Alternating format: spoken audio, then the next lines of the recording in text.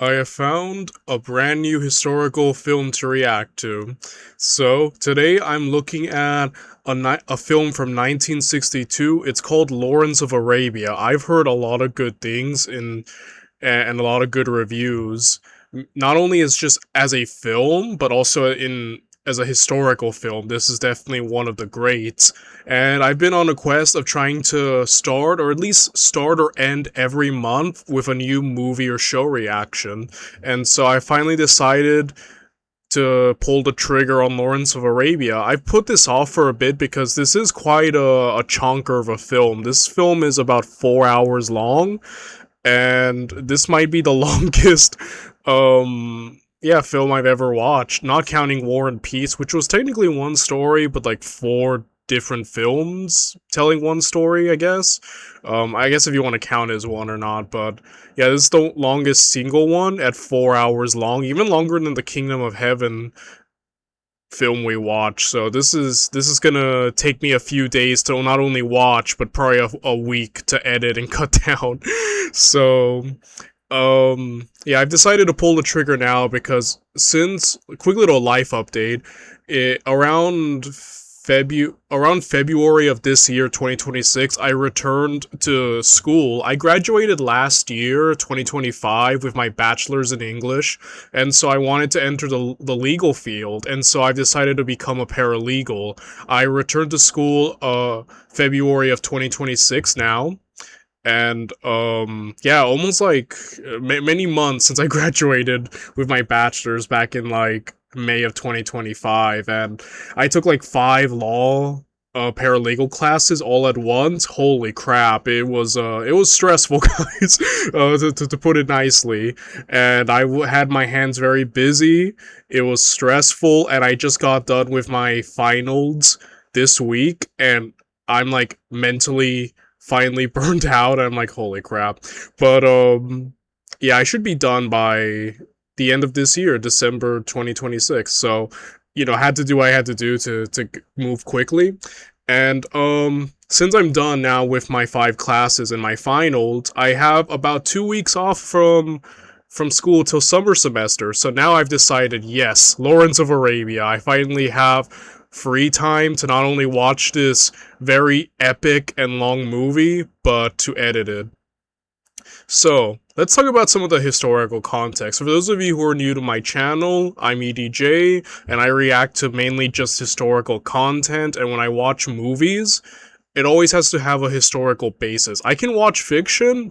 I've allowed myself to do that, but the fiction has to be historically based, if that makes sense. I'm not trying to watch like any fantasy or sci-fi or anything out of the historical sense. Um and yeah, I've been trying as of late. I've been on a roll, starting every month with a new movie reaction, and this time we're watching Lawrence of Arabia. Okay, sorry, I'm just getting a quick read. So, Lawrence of Arabia is a person who was real, and he actually has appeared on this channel, mainly where he covered World War One by Epic History, I believe. The thing is, though, he kind of just name drops Lawrence, but he doesn't, like, actually go into full depth. I can't remember him going into full depth of everything he did. Now, this film and this time period takes place in World War One, and it I'm very familiar with the European front of World War One. I think we all are, and what was going on there. But obviously it was a world war, and the fighting was far more dispersed. And so I've never really been fully aware of what was happening in the Middle Eastern front, and it's something that I'm very not familiar with, but I do know that the British were involved as a way to, I believe, undermine the Ottoman Empire, because the Ottomans were involved in World War One.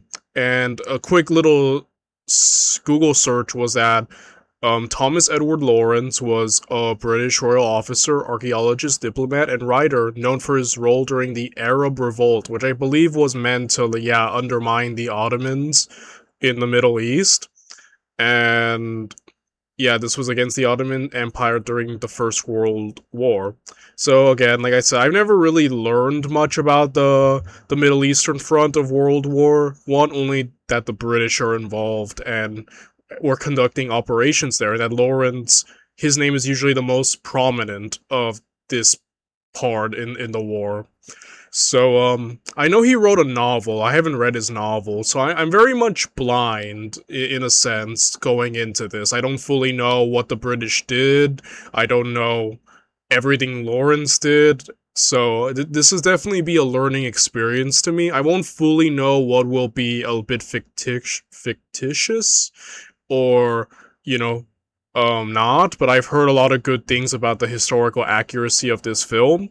So I'm very excited to finally step into this epic, because this movie, I've heard, is true cinema and epic in every sense of the word.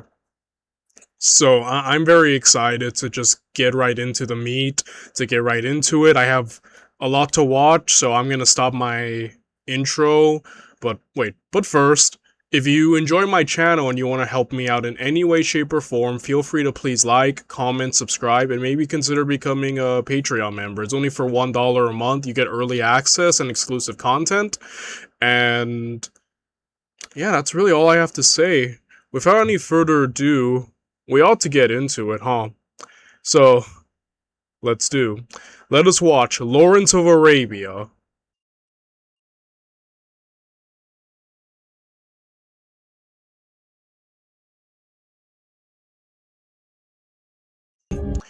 Okay, so I probably have to cut or mute all of that. So I just listened to the first few minutes of this film, and it's called An Overture.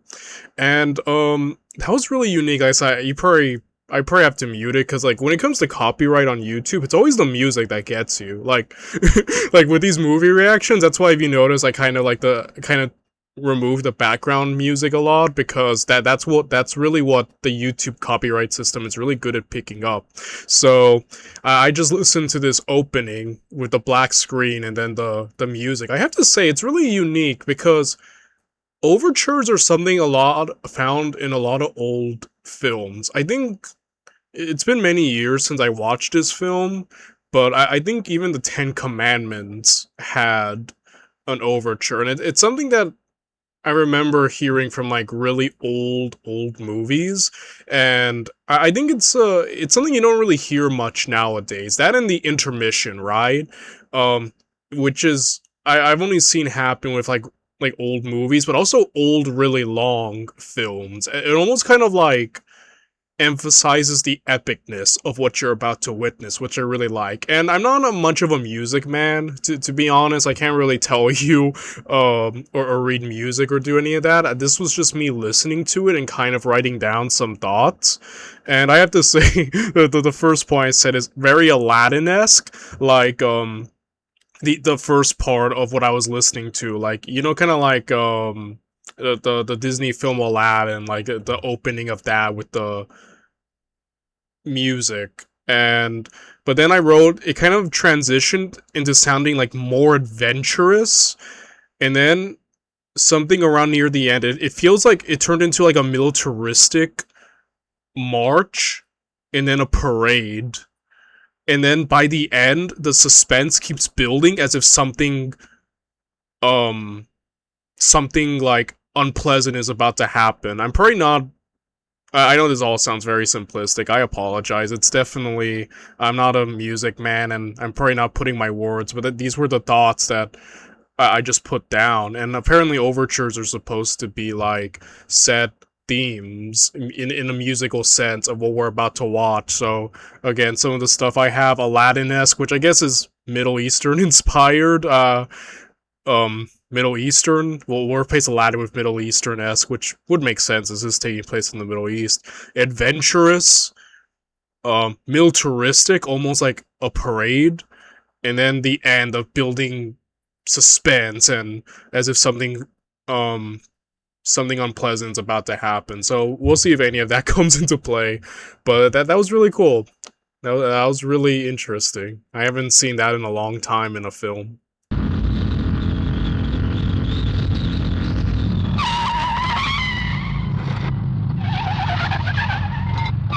Alright.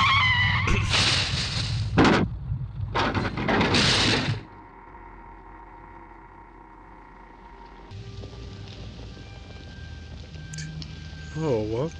Alright, we're only like 8 minutes in, but this is already taken quite a turn. Is that how Lawrence died? A motorcycle accident?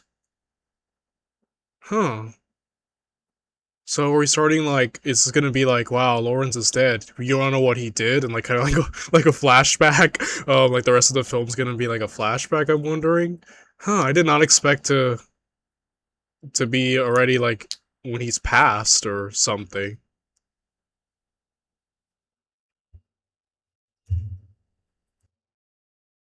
Yeah. So apparently he did die from a motorcycle accident. Wow. I did not think we were gonna open on that. Holy crap. He was a poet, a scholar, and a mighty warrior. Thank you. He was also the most shameless exhibitionist since Barnum and Bailey. Hmm. He's of no use here in Cairo. He might be in Arabia. He knows his stuff, sir. Knows the books, you mean? It's my considered opinion, and that of my staff, that any time spent on the Bedouin will be time wasted. If you want my own opinion, this whole theatre of operations is a sideshow. The real war is being fought against the Germans, not the Turks. And not here, but on the Western Front, in the trenches. Your Bedouin... It's all quiet on the Western Front. If you're insubordinate with me, Lawrence, I shall put you under arrest. It's my manner, sir. Your what? My manner, sir. It looks insubordinate, but it isn't really. Shut up. Yes, sir. Now, the Arab Bureau seem to think you would be of some use to them in Arabia. But I suppose I could be wrong. All right, Dryden, you can have him for 6 weeks. Who knows? Might even make a man of him. What is the job, by the way? Find Prince Faisal. Good. And when I found him? Find out what kind of man he is. Find out what his intentions are. I don't mean his immediate intentions. I mean his intentions in Arabia altogether. Oh, thanks, Dryden. This is going to be fun. Lawrence, only two kinds of creature get fun in the desert. Bedouins and gods, and you're neither. Take it from me. For ordinary men, it's a burning, fiery furnace. No, Dryden. It's going to be fun. Look at that. I have to say, I'm kind of liking the shots that they're showing. It's actually very beautiful. I've never associated the word beauty with deserts, funnily enough. When we think of beautiful, we definitely think of something more, I don't know, lively, like tropical forest or whatnot. But, some of these shots look very grand. And yeah, it somehow even has made the desert look beautiful to me in the first time of my life, so wow. I often joke, because I live here in California and it's very hot here most of the year. I often joke that I already live in a desert. Even right now it's super hot, like... So, I've had my fill of deserts, but this really does look nice. Dang. Very beautiful.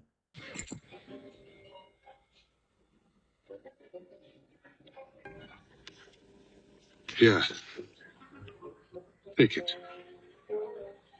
First, I take you to Lord Faisal, then you give it to me. Take it now.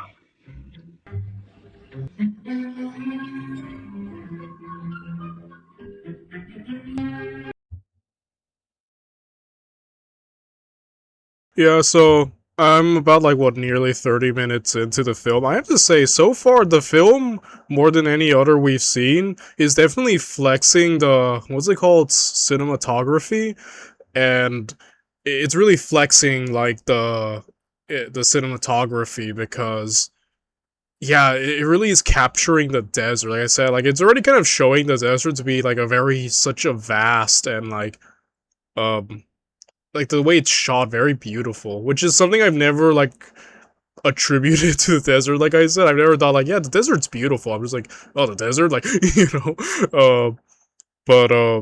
Yeah, I have to say, this film definitely makes it look beautiful, huh? I'm wondering if they filmed on location in, the Middle East. Because that'd be really cool. I know some movies do or don't, but wherever they shot, it's very, very beautiful.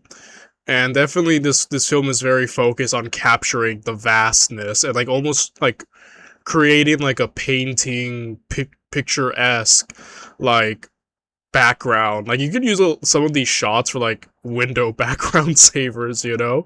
It does just look that good. So I have to say that this film definitely is taking the cinematography very seriously in a way that other films we've watched haven't. So that's definitely something unique and cool about it. This is a Harrods well.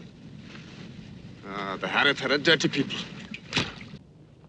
Is something coming? What is that? Looks like a person. Or...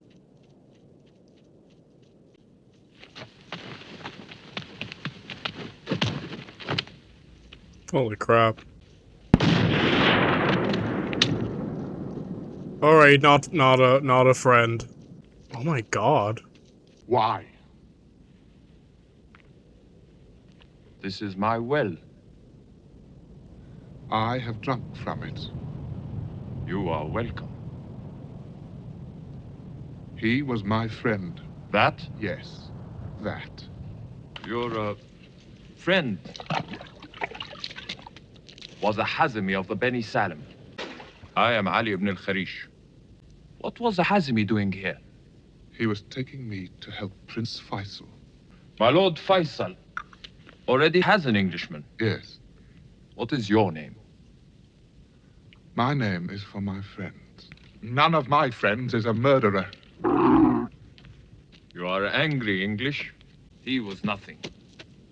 The well is everything. The Hazmi may not drink at our wells. He knew that. So long as the Arabs fight tribe against tribe, so long will they be a little people, a silly people, greedy, barbarous, and cruel, as you are. Dang. Come. I will take you to Faisal. I do not want your company, Sharif. Wadi Safra is another day from here. You will not find it. And not finding it, you will die. I will find it with this. God be with you, English. Guess he's on his own. That's actually I kind of liked his guide friend there. But yeah, I guess that's supposed to set the tone that the Arabs are not a united group, you know, different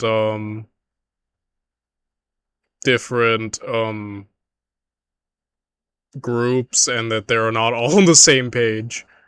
Which, it's very interesting, this whole Arab revolt. Like I said, I'm not familiar with this front in World War One. I only know the European main, well, yeah, that front. I guess this front is very different to me, so I'm not sure what's gonna happen, but I'm wondering if the goal is to, like, try to unite as many, Arabian people as possible, all the groups, to essentially create a mess for the Ottomans, the Turks, so... I'm wondering if that's the goal, and if Lawrence is gonna play a part in doing that. I've been waiting for you. Did you know I was coming? I knew someone was coming. Faisal told me.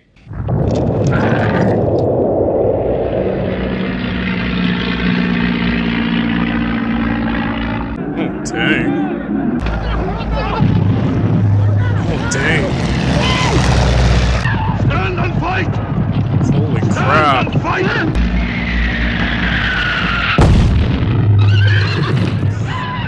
God. Yeah, those are Turkish or Ottoman aircrafts. Yeah, I kind of recognize the red flag, but the crescent symbol it looked like. So yeah, holy crap. Yeah, they're just like floundering. They don't seem to have like the modern weaponry that the world. You know, World War I was so fascinating in terms of just the weaponry and the advancement of technology that were all introduced into this war, right? Like the tank was introduced, you know, chemical warfare like mustard gas. Even like war started taking into the literal sky with like, you know, like planes and stuff. So it is wild how this one war introduced so much technological advancement at once, you know? And it changed the way things were done, because before then, yeah, like there was no aerial combat or stuff like that, and it seems like this group definitely the Arabs are a very interesting group that we're kind of getting um a look at, because I'm assuming we're in like the Arabian Peninsula around there. They're divided, and they're not. There seems to be conflict there, and now the British are trying to get involved. It seems like they're trying to incite like the Arab revolt or play a part in it, and definitely try to get this going, I guess, against the Ottomans. So this is very, very interesting to see Ottoman hostilities off the bat right here. It seems like perhaps operations, have sort of been, maybe not like full-scale successful, but it's enough that the Ottomans have to divert attention already, right, to what's going on here. So very interesting. This is a bloody mess, sir. We'll have to move south. Yes, Colonel. 50 miles south. You were right and I was wrong. We must take some thought for the wounded. Well, we can take care of them at Yenbo, sir. If they can get to Yenbo. Well, they can hardly come with us, sir. No, they must try to reach Yenbo. That's Alec Guinness. Is that how you say the actor's name? I always say Alec Guinness, but yeah. So, aka Obi-Wan. You know what's funny? Before this channel, the only movie I ever saw Alec Guinness in was in Star Wars. But since starting this channel, I've seen Alec Guinness. We watched Cromwell from 1970s, and I saw him. He played King Charles, and now to see him here, very interesting. Also, that he's playing apparently an Arab. I don't know. I know that's something they used to do back in old movies, by the way. Like, like with the ethnicity, right? I remember there's this movie called The Good Earth. It's an adaptation of the film. It's a really old film, and like white people were playing Asian, so it's definitely something that used to be done. I feel like nowadays, like, you won't see any like fair-skinned people play like groups with darker skin, but it's very interesting. I did not expect to see Alec Guinness in this kind of role, but he is a great actor, so I'm actually really, really excited to actually see and recognize him. I think that's him. The voice is unmistakable. You want me to fall back on Yenbo? Well, you're not doing much good here, sir. We can't supply you here. You could supply us through Aqaba. Aqaba? Well, if you can get a hold of Aqaba, sir, of course we can supply you. But you can't. You could. You mean the Navy? The Navy's got other things to do. Oh, yes, protecting the Suez Canal. I see that the canal is an essential British interest. It is of little consequence to us. British and Arab interests are one and the same. Fall back on Yenbo and we will give you equipment, give you arms, advice, training, everything. Guns? A modern rifle for every man. No, guns. Artillery. Guns like the Turkish guns at Medina. Yes. Give us guns and keep the training. Your men need training far more than guns, sir. The English will teach the Bedou to fight? We will teach them, Sheriff Ali, to fight a modern, mechanized army. Alright, this is very interesting. So, yeah, this is very much a conflict of interest as the Arab. They want the... They're both of the same mind in terms of being armed, but like they have different ideas of what to do with being armed. He's like, we need to train you into like a modern army, and he's like, no, we just need the weapons. We'll handle it from there. But also they want the British to actually like use their navy to strike. But I think we mentioned earlier that the British said that they viewed this as a sideshow, or at least the guy who sent Lawrence on the mission, right? Like, this is a sideshow of a sideshow, I think, is what he said at the beginning. So they're probably not being diverted, I imagine, as much resources as you would imagine, like, the main front of World War I, right? Which is Europe. So I'm wondering if they're having, like, a supply issue because maybe the the main government of Great Britain doesn't feel like they need to allocate as much resources to here, right? I think your book is right. The desert is an ocean in which no oar is dipped. And on this ocean, the Bedou go where they please and strike where they please. This is the way the Bedou has always fought, and this is the way you should fight now. So, So Lawrence basically says use guerrilla tactics. Is essentially what he's saying, right? Yeah, Lawrence is a very interesting character. I kind of... I haven't fully commented on him yet, because this is still... We're still, like, so early into the movie. I'm, like, still trying to get a read on him. But he's definitely at points an enigma, but also... He seems to have a very eccentric... Like, several roles, I think. Like, kind of an enigma, at least at the beginning. A bit eccentric. But sensitive in a sense that he has this, like, artistic, poetic soul to him, I think. Like, as we see, he knows the Quran, well-read, well-learned, poetic right there. Like, yeah, the desert's like a sea. So, very interesting man so far. I'm gonna hold off until we get at least halfway through the movie, or at least longer, before I give my full thoughts on him, because I'm still trying to get a full read on him. But yeah, that's very interesting. And I guess, like, his suggestion there is, hey, use your strengths. If you strike where you want, do your hit and run guerrilla tactics instead. It seems like the military advisors, like, we need to train you. Like, I guess turn them into, like, a more modernized-esque army, right? Meanwhile, Lawrence is like, no, keep doing what you're doing. You know, or what you've been known to do, which I guess seems to be like hit and run, strike where you want, leave, be more of a nuisance to the Ottomans, right? Colonel Brighton means to put my men under European officers, does he not? In effect, my lord, yes. But I fear to do it. The English have a great hunger for desolate places. I fear they hunger for Arabia. Then you must deny it to them. You are an Englishman. Are you not loyal to England? To England and to other things. Or is it that you think we are something you can play with? Because we are a little people, a silly people, greedy, barbarous, and cruel. Yeah, nothing gets by him, huh? Yeah, I'm kind of wondering what's going on with Lawrence's head. He definitely seems to be quite a big staunch supporter of, like, the Arabs being their own group and doing things their own way. I wonder if it's, like, out of, like, a fascination for their, like, culture, or if it really is just like I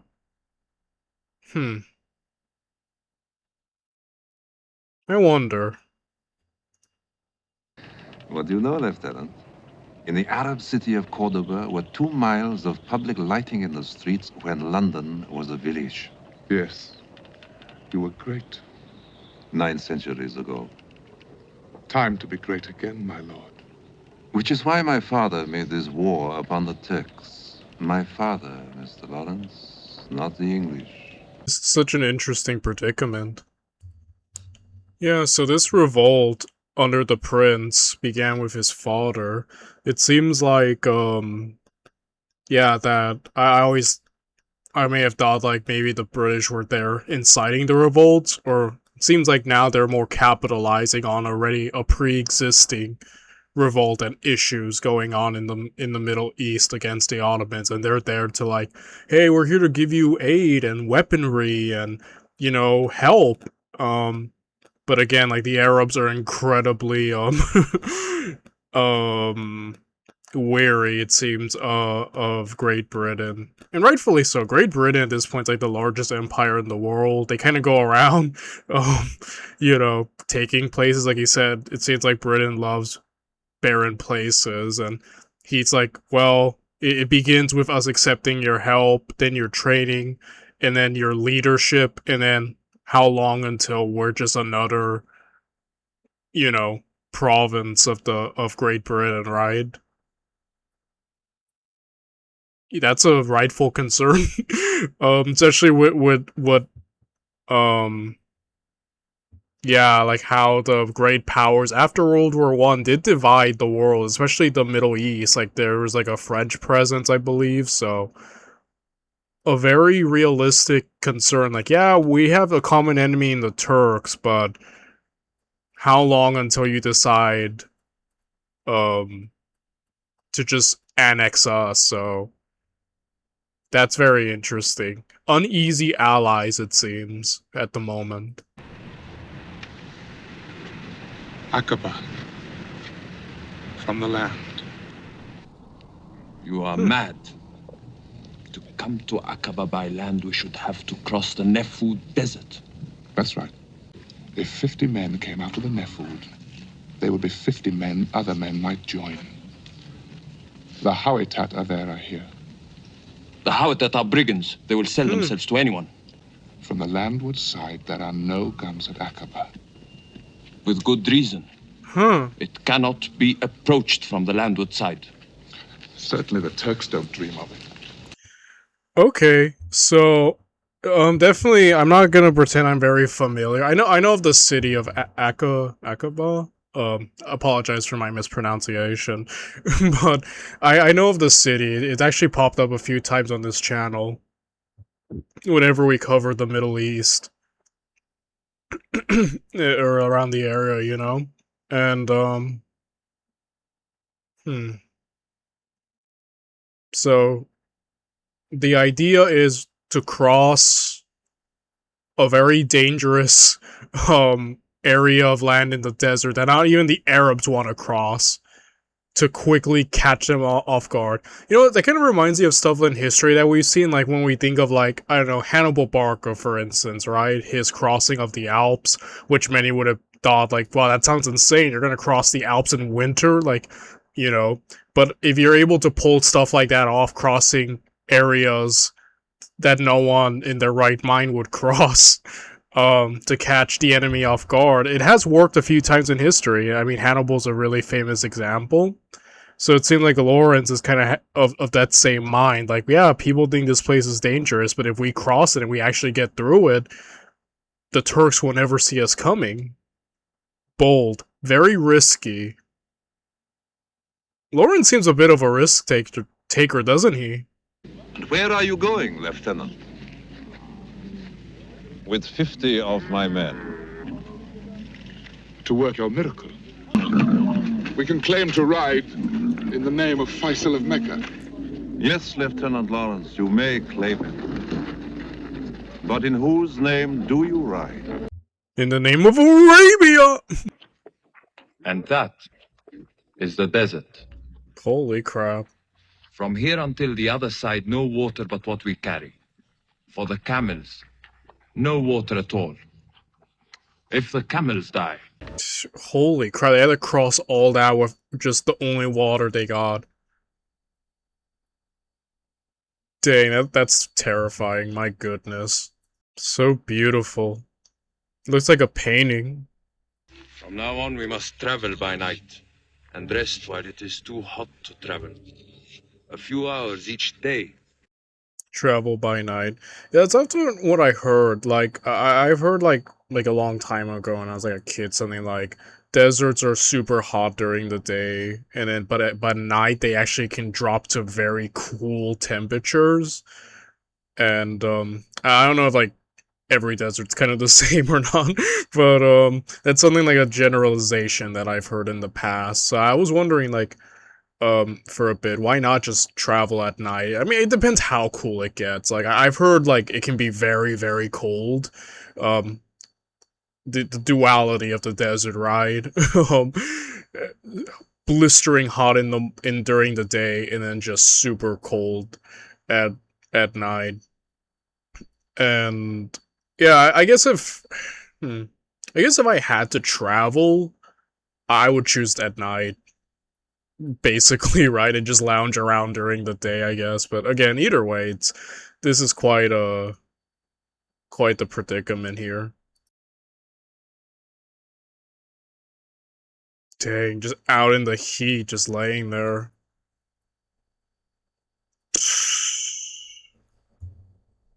Like I said, guys, I live in California right now. It's summer. It's hot, guys. It's gotten really hot here, like, in the high hundreds and whatnot. And, yeah, it gets really hot here. And even, like, right now, it's getting super hot since it's summer. So, like, I'm indoors right now, but, like, I have my air conditioning super blasting. And there are times I just don't go outside because I'm like, dude, it's too much. Like, I'm like only really active at night sometimes, such like when I get like a work like fitness routine because like during the day it's just too much, like, you know. And the thing is, when it's hot, I get like super tired and lazy. I'm like, ugh, like I can't imagine like living in the Middle East. I'm not sure if it's hotter there than California, probably is, but like just straight up desert, like no air conditioning, they don't or stuff like that, and just laying there for till now. Oh, bro, these guys are going through it. I wonder how much water they pack, and they're gonna need like a lot, and they're just being conservative with such water, right? Because like resisting the urge to just drink and drink because you're so thirsty, man. I don't know. Like, this is... I like wonder if they're all gonna make it or not. Like, if we're gonna start seeing, like, bodies fall on the floor from, like, exhaustion or the heat. Oh, boy. I don't envy this. This is, like, a super bold plan from Lawrence's part, but... Man. Do we rest here? There is no rest now short of water, Orans. The other side of that. Oh, and how my much gosh. of that is there? I'm not sure. But however... Holy crap. That's terrible. This is kind of giving me, like, a bit of anxiety right now. Like, they're low on water. Resting is no longer an option. They just need to keep going, and they don't fully know how much they got. Oh, dude. And there's no turning back now. Now it's you either do or die. That's terrifying to me. We've done it. God willing. Wow. When do we reach the wells? God willing. Midday. Okay. So, again, very bold plan. I'm not they didn't seem to lose any guys, so that's actually incredibly awesome. You know, making this voyage. Yes, like I said in the beginning, I know that Lawrence has a novel, I think, about him. I think he may have written it, I've heard. Either way, I kind of want to read it, like, after this reaction to really see, like, how, and compare with my knowledge of the film. Because, like, this seems incredibly awesome. Like I said, bold plan, beyond dangerous, literally started getting me worried for a second. I'm like, holy crap, how you know, like, this seems terrifying. I could not imagine being in this situation. So, like, but this is really cool. I'm gonna definitely check it out, because I definitely want to, I want to see the exploits, and if they're told by him personally, that's even better. Thank you. Orens, Gassim. what's happened to it? God knows. Oh, never mind. We lost someone. We must go back. What for? To die with Gassim? If you go back, you kill yourself, is all. Gassim, you have killed already. Get out of my way. Gassim's time is come, Orens. It is written. Nothing is written. I shall be at Aqaba. That is written. Wow. No man left behind, hey, Lawrence? I find the dynamic between Lawrence and Sheriff Ali, I think. Apologize for mispronunciation, but I find their dynamic very interesting because the two obviously do not like each other whatsoever. Like, they started off on the worst possible foot, and they're allies, though, like, very unlikely. And there is that tension, I think, not only between just the two personally, because of, you know, starting off on the wrong foot, and very different personalities, like, especially, like, in this instance, Lawrence really does value personal, what's the word I'm looking for? Camaraderie? I guess it's that idea, right, of no man left behind, which you often hear a lot of associated in modern military stuff, especially here in America. No man left behind. um, and you know, Lawrence does place a high value, it seems, on human life. Like the reason he's so angry at Ali at the first point is because he murdered his you know, guide, and now here one person has dropped from the pack, and you know, um he's gonna go back to his own risk to rescue him again. Lawrence has very admirable traits. That's a very noble thing to do, even if like um Sheriff and the others are just like, this is beyond like dangerous and impractical. You just gotta accept that, like, you know, we couldn't all make it. um so yeah, again, it's very, the two of them definitely are of different minds when it comes to things, I think. But I think their dynamic of like, I guess like, yeah, I guess I was gonna say frenemies, but I think it's more like unlikely allies or an uneasy alliance, pretty much. Also, the extra layer of like the Arabs not trusting the English because of the English's they questioned, right? Like, wow, you know, because England, as we know, or the UK, is a is like the greatest empire in the world, especially in this time period, and they have no qualms about taking stuff. So there's also, I feel like that adds an extra layer of tension, um, between the two, not only in personal terms but also this whole ethnic, um, different nation thing. So I don't know. It's very interesting, but yeah, Lawrence I think is also quite the risk taker, to put it nicely. Like, I guess we opened up with the beginning his very his death with his driving and like going super quick, and yeah, he does seem to take a lot of risk. He's quite the risk taker. And I find that a very interesting dynamic. Even at the face of like death, does not seem to deter him. Um, what's the word I'm looking for?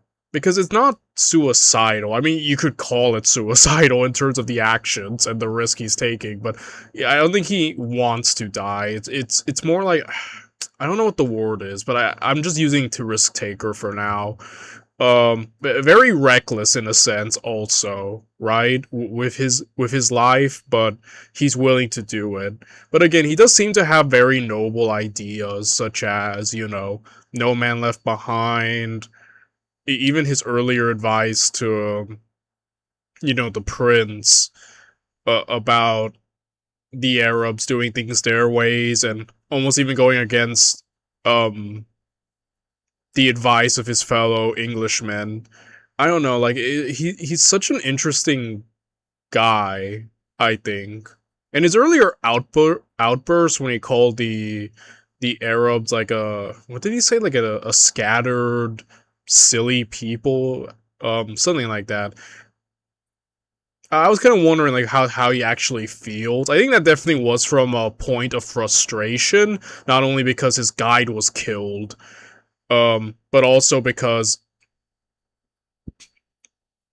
I do think he, I'm not sure this is a right read or not, but I do think he kind of does admire the Arab people, and he definitely wants them to be better. Like when he talked about the greatness of the past of the Arab people back like 9 centuries ago. And I think he definitely maybe wants what's best for them, but overall, I do think he's an admirer of them. So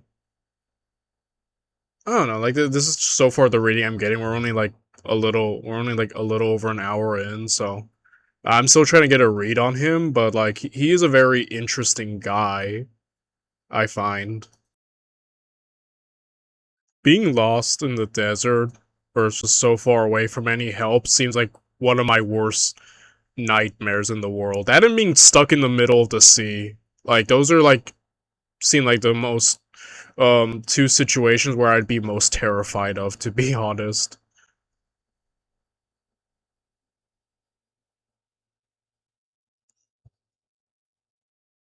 Cause look at it, it's like a scene itself. I think his earlier, like, when Lawrence compared the desert to the sea, I think is so, such a great way to put it, because holy crap, it is like the sea. Just when you're looking out in the horizon, it's just endless, you know?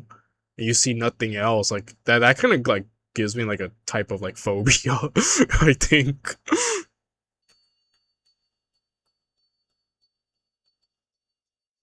Oh, I see something moving.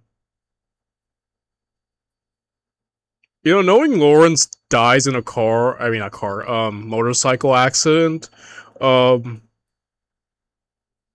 is good. Only in a sense that, like, I would be so worried. I'd be like, dude, how... I know he won't die yet, right? But, I almost kind of wish I didn't know, only because I would probably definitely be a bit more frightened, more worried or scared for him. Dang. He did it.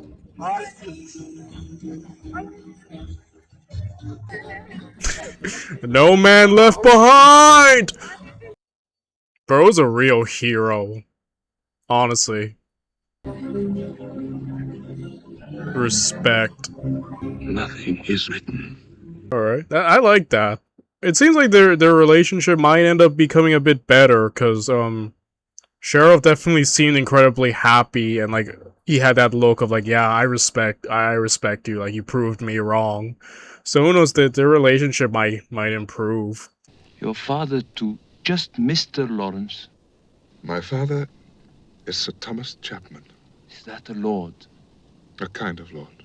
Then when he dies, you too will be a lord. No, I do not understand this. Your father's name is Chapman. Ali. He didn't marry my mother. Oh wow, he's a bastard. See, it seems to me that you are free to choose your own name then. Dang, that's beautiful. I love that. I've mentioned on and off in the past few reactions, I think, like, the Kingdom of Heaven one, that I'm also a bastard. My father never married my mother. They dated in high school, and then when I was bored, he kind of left and never came back. So I don't, you know, the name I carry, Edwin de Jesus, is actually not my government name, and it's not, my father's, name. It's actually a personal name that I have. So, you know, in a way, I did choose to be Edwin de Jesus, and not really bound by any legacy. I don't know. That moved my heart. I love that. They are the robes of a Sharif of the Bani Wajh. Oh wow. Yeah, it's like they accepted him. It's like, you're one of us now. One of us. Honestly, the drip is immaculate. The white and the gold, wow. Yeah, that looks elegant, yeah. Look at him, he's feeling himself. Dude, I'd be feeling myself too, you kidding me? Well, wait, it sounded wrong. Oh, what the fuck?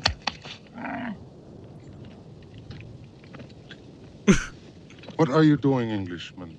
Are you with that party of dogs who are drinking at my well? Yours?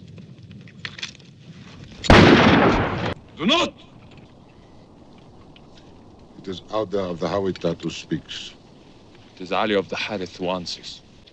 I knew your father well. Did you know your own? Auda! We are 50. You are 2. How if we shut you down? Why, then you have a blood feud with a Hawitat. Who is he? A friend of Prince Faisal's. So, you desire my hospitality? Yes. You see your tongue? We do desire it. Then it is given, if you will take it. Dine with me. Dine with Auda English Dine with a Hawitat, Harith. Yeah, the cameramen were really flexing with the locations that they got, because they were like, we need to get the most beautiful shot of everywhere we go, like every nook and cranny of the desert, because my goodness, it's very grand. He could find worse masters than Faisal, but I cannot serve. You permit the Turks to stay in Aqaba. Yes, it is my pleasure. We do not work this thing for Faisal. No. For the English, then? For the Arabs. The Arabs. The Hawitat, Ajili, Rala, Beni Sakhr, these I know. I have even heard of the Harith. Arabs? What tribe is that? Yeah, this is definitely really cool to see, because something I've always liked in this channel, for those of you who may or may not be new, but those of you who are also, regulars here, we covered a lot of places in the world. You know, we think of, you know, like, areas like Britain, Greece, India, literally anywhere in the world. A lot of nations nowadays are more united in a sense, like, with, like, at least compared to the past, in terms of like an ethnic or language kind of way. You know, like Greece, that's where the Greeks are, you know, something as general as that, or India, that's where the Indians live. But like for so much of in world history, a lot of these places unifying as one is kind of still pretty new in the grand scheme of things, because in the past, a lot of like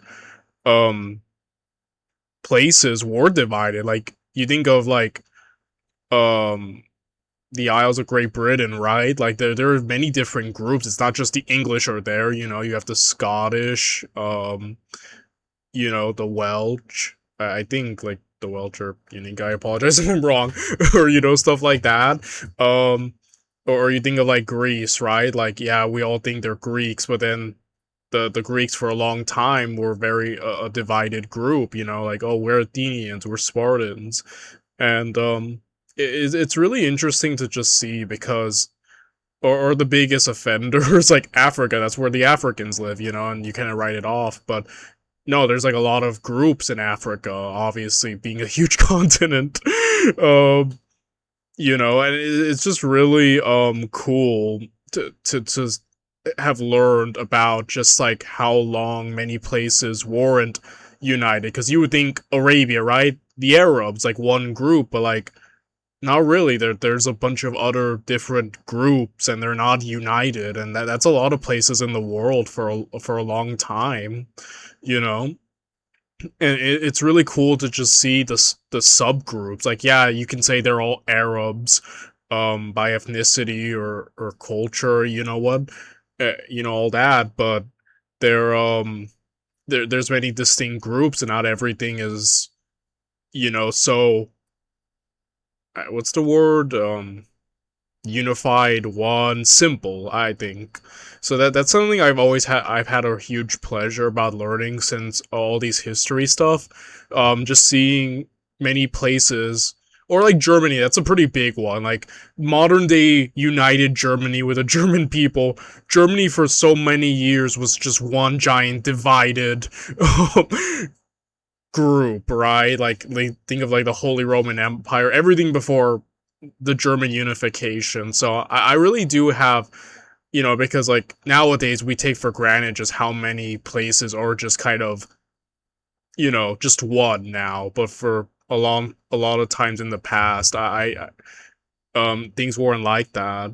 So I really do like seeing that even here in Arabia. I'm not knowledgeable of modern day Arabia, or how the map is going over there, but it's really cool to see all. I'm really enjoying in this movie hearing all the name drops, you know, all these different groups, and you know how, yeah, they're not all on the same page as you would think, right? And they have their own territories, their own pre-existing hostilities, factions. So I really am enjoying about learning about this. And it seems like Lawrence definitely wants, I think he wants the Arabs to unite, and I think that's what he's envisioning, right? Like a more united thing, but like obviously the situation is far more complex, but I'm getting the idea that he wants like a more unified front, and not just because it would be great to fight the Ottomans, but I think he genuinely just wants the Arabs to be one people, or like one on the same page, you know what I mean? Instead of the more splintered reality of the situation. My tribe is the Hawitat. Work only for profit. Who work at Audo's pleasure. And Audo's pleasure is to serve the Turks. Serve? I serve? It is the servant who takes money. Yeah, and definitely like this pre-existing relationship with the Turks, right? It's like not all Arabs are against the Turks, at least fully as you would think either, so I guess that's kind of a bit part of the mission, which is also really interesting. Like, I'm wondering about like how the Ottoman Turks and the relationships with all the Arabs people. I mean, he definitely has they seem to have a partnership with this group, but like, yeah, I'm wondering. I find that fascinating. Like the geopolitical situation of the Middle East around this time. I definitely am kind of like having a lot of fun getting a little bit more insight into it and the complexities, I think. I will tell you what they pay me, and you will tell me if this is a servant's wages. They pay me month by month 100 golden guineas. 100, 150, what matters? It's a trifle. A trifle, which they take from a great box they have. In Aqaba. In Aqaba? Where else? Friends, we have been foolish. Audo will not come to Aqaba. No. For money? No. For Faisal? No. Nor to drive away the Turks. He will come because it is his pleasure. Dang. Lauren's really out here rolling nat 20s each time. His persuasion and diplomacy is actually really amazing. He has quite the silver tongue. Like, the way he, like, talks to people, but always seems, like, in control. It's something I really like about Lawrence. He definitely does just seem at ease, like, in conversation. Like, he always has, like, a weird, not a weird, but, like, a certain lax, carefree attitude that like really helps him always feel in control whenever he's talking to anyone. I don't know, like I really like that. One of our men murdered one of Alder's men. Why? Theft, blood feud, it makes no matter why. The law says the man must die. If he dies, will that content the Hawitat? Yes. Sheriff Ali, if none of Lord Auder's men harms any of yours, will that content the Harith? Yes. Then I will execute the law. I have no tribe. And no one is offended. Oh my goodness. Yo, this is a wild solution. But yeah, he really wants... You know, I will say, Lawrence, I know he's a soldier and, you know, involved with the army, I mean, you know, but...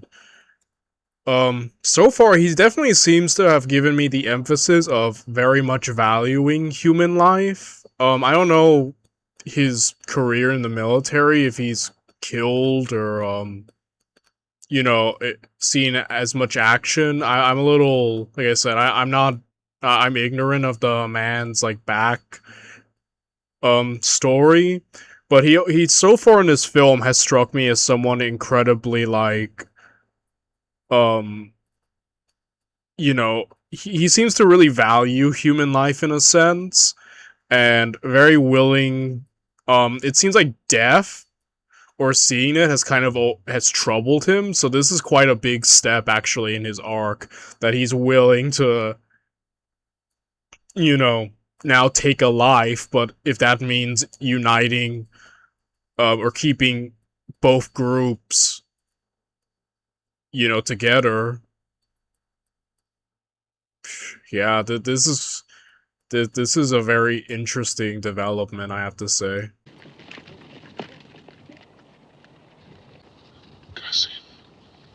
Gus. Oh my gosh.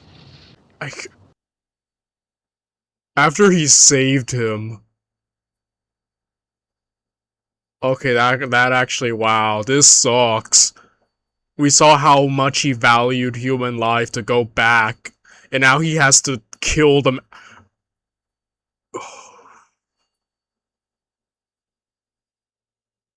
Dang, bro. Wow. Bro, look at him.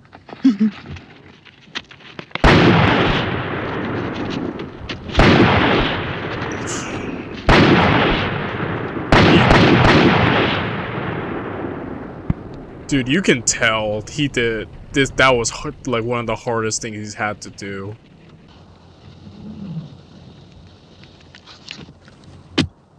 That reaction, the dude looks beyond traumatized that he had to do that. Like I said, I'm not sure, like, again, I apologize for my ignorance for anyone who knows about Lawrence and if you've seen any action, but I don't really know, so like, you would almost get the impression this was like the first time he's had to kill, or at least if not the first time he had to kill, at least first time like this, like someone in a more helpless, essentially an execution, you know what I mean? Instead of like fighting an enemy or something, this was just a straight up execution, which is a different context. So definitely, I at least can say I feel safe, and he's never had to execute someone before in saying that. Yeah, I don't envy him. That guy, bro, like that actually shocked me right there. That sucks so hard.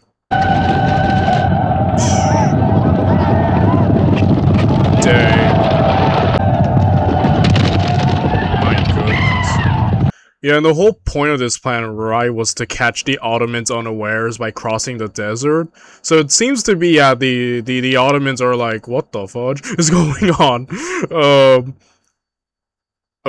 So Lawrence's plan might just work.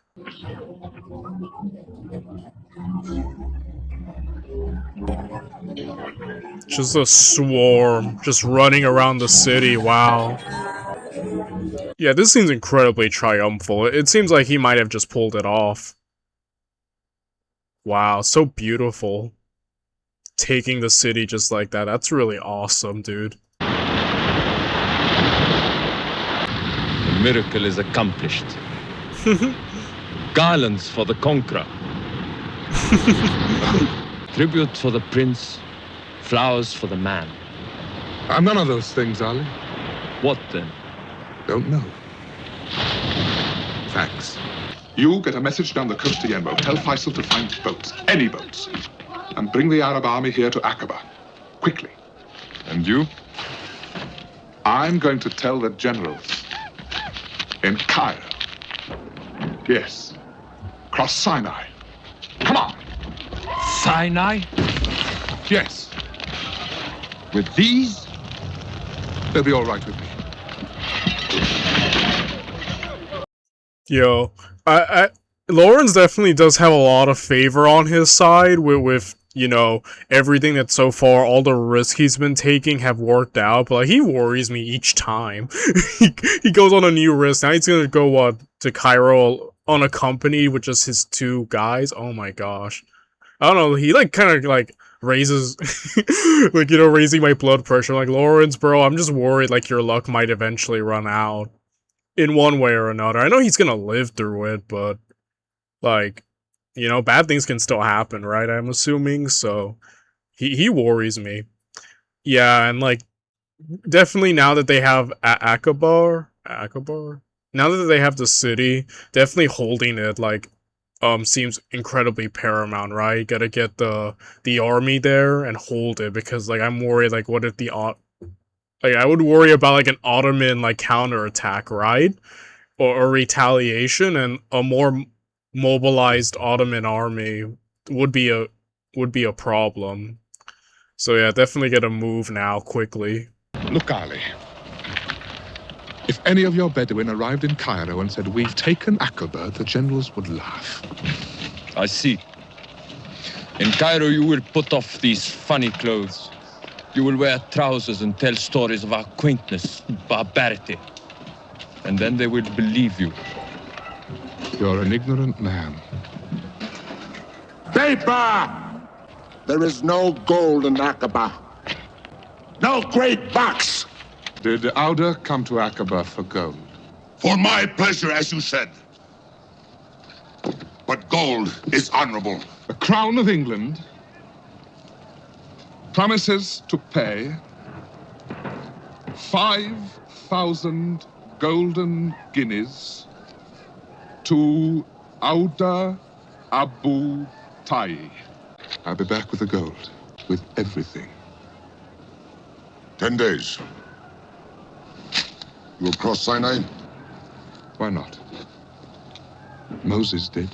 Dang, that worried me for a second. Like I said, I'm like, this is definitely should be like the high point, right? Like Lawrence's master plan worked out, but like, see, there's suddenly a new developing tension I'm feeling. Like there with Sheriff, like that weird tension they just had right there, and now this, like, I don't know, like I'm not at ease as I feel like I should be, considering that we just won a great victory. Yeah, I'm definitely a bit worried of something happening, like something bad, you know? He lied. He is not perfect. I don't like the vibe I'm getting now. I'm getting a really bad vibe.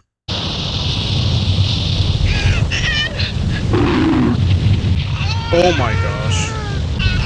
Oh, that's terrifying. Like quicksand or?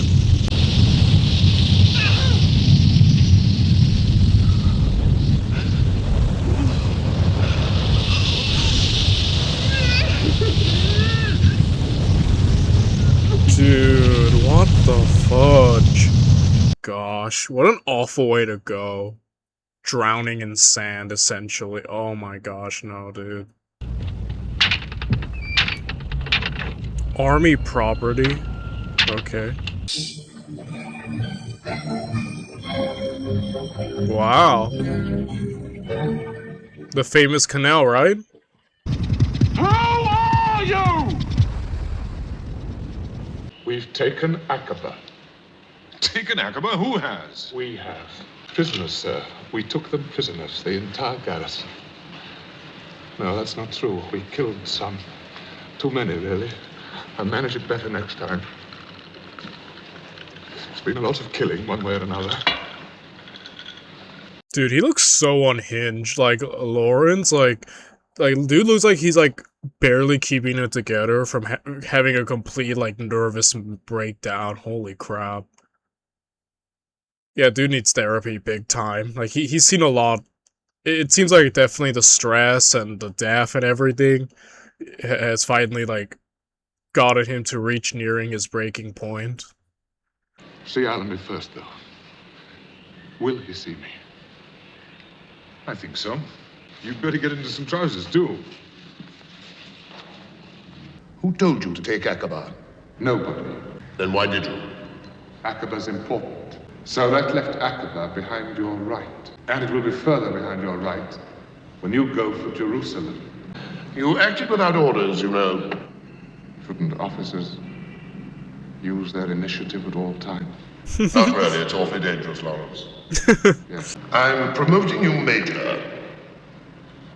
I don't think that's a very good idea. Why not? I killed 2 people. I mean, 2 Arabs. One was a boy. I led him into a quicksand. The other was a man. That was before Aqaba, anyway.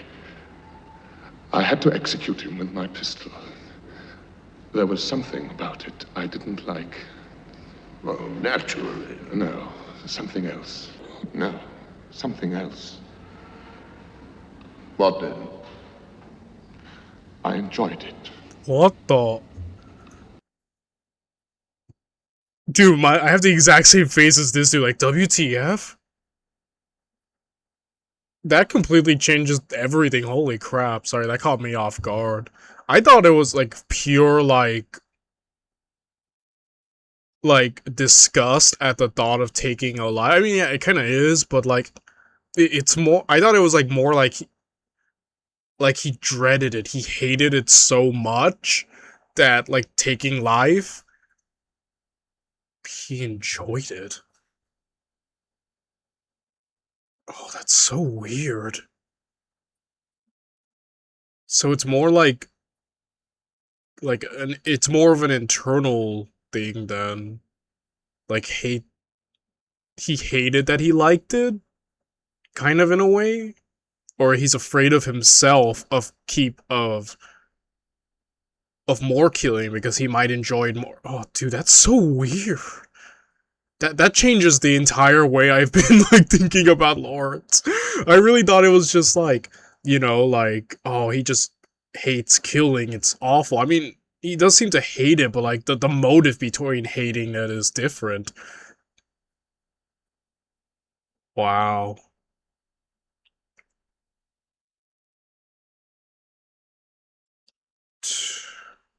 That's actually the biggest gut punch this movie has delivered to me. Like, I don't even know how to like think forward. This man just keeps Lawrence keeps surprising me throughout this movie. Like, just when I think I'm kind of getting the hang of his character, he just drops new bombs. I'm just like, oh, man, the man really is hard to grasp. We can cross Arabia while Johnny Turk is still turning round. I'll smash his railways. And while he's mending them, I'll smash them somewhere else. In 13 weeks, I can have Arabia in chaos. You are going back then. Alright, this is interesting. Lawrence is such a fascinating guy to me. Like I said, this entire movie, I'm captivated by his character, and like even now, like that whole last scene about the whole I enjoyed it has thrown me for a complete loop. I'm just looking at this guy, I'm just like, what's going on in your head? Like I'm like so fascinated and captivated by Lawrence. Like, to me, he's an enigma. This is a movie I'm gonna have to watch again. Like, do a second viewing of, because I feel like I just like I need to. Mainly keep just to analyze him more, So yeah, interesting new approach. Use the Arabs to disrupt Turkish communications and essentially, yeah, kind of use them as like a type of guerrilla harassing force. He'll withdraw. He daren't withdraw. Arabia's part of his empire. If he gets out now, he knows he'll never get back again. I wonder who will. No one will. Arabia's for the Arabs now. I think you mean the British Empire. Yeah, that's the thing. Lawrence, I'm convinced, at least if I feel any confident in any of the earlier stuff that I said, which I'm like kind of like gonna look back and probably like, I don't think my reading has been good at all this movie. Like, I'm a little disappointed in myself. But if there's anything that I am convinced that I maybe got right, is that Lawrence does care about the Arabs, and definitely is very much on their side. Like, he admires them as a people. And I think he genuinely wants what's best. He wants them united. He wants them as like one people in a sense, united on the same page, and for them to, have freedom in Arabia. I think I could be completely wrong. I feel like I've been wrong about most things so far, and we still have like over an hour left. But I do think he genuinely does care, and it's interesting because he seems to be the only English like person who does, in that sense, care about the Arabs and their autonomy or them as a people, instead of just an ally, even though he does see them as an ally. It's kind of like a thing with like white there's a movie, I guess you can call it like a genre, and usually it's used more in a negative context, but like the white savior, you know what I mean? Where like, you have an outsider, usually white,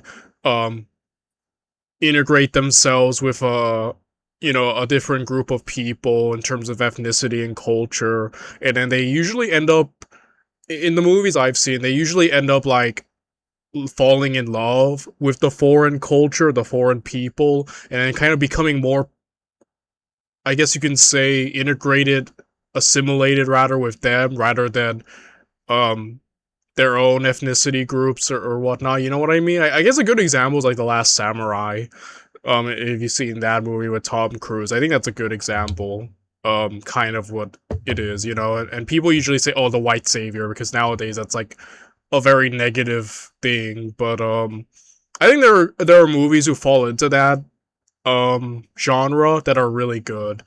And I feel like Lawrence of Arabia kind of touches on that in a sense. Like I see some similarities where he's someone who seems to be way more identified. Even just look at the way he doesn't like when people talk about the Arabs in a negative way. He's not changing or going back to like the more trousers way that the English are. He's embraced the look, the clothes that he gained from integrating himself with the Arabs. Even now that they're completely filthy and ruined, he still won't take them off.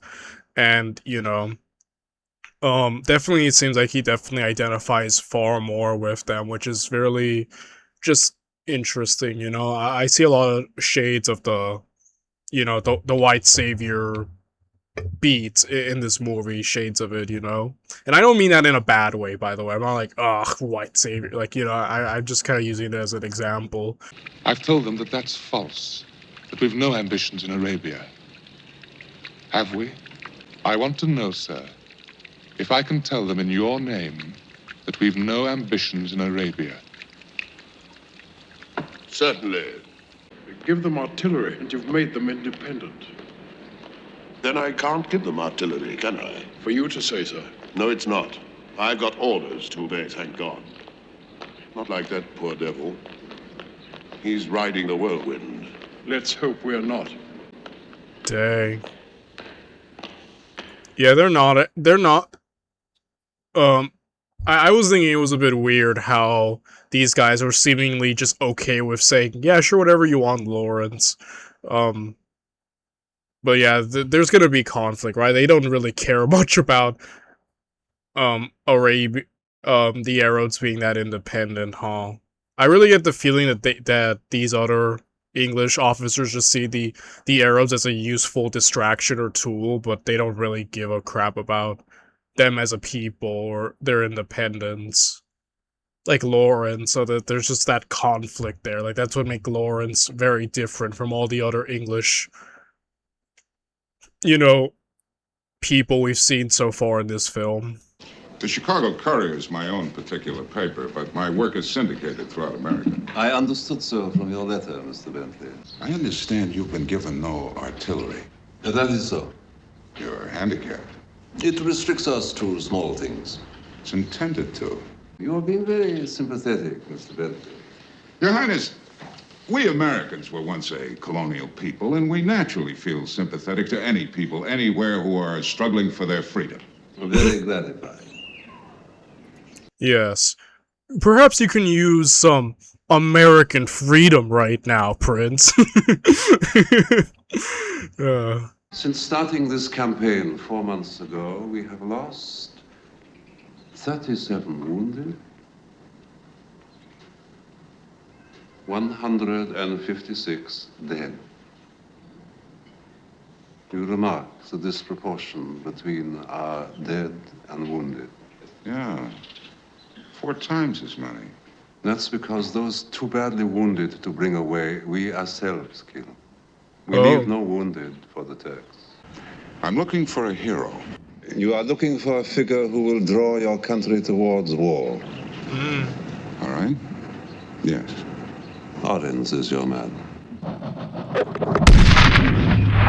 Oh, damn. Oh my. Oh, and they got the guns too. Essentially, yeah, like it seems like a lot of Lawrence's earlier demands were met, but obviously the artillery is being withheld because, we can't give the Arabs too much. Is the mindset of the higher ups in the English army. So yeah, for now at least they seem to be a bit more effective than before. I mean, they have much more guns, obviously, which is a big improvement. And yeah, it seems like Lawrence definitely is gonna be leading them in these like, you know, harassing guerrilla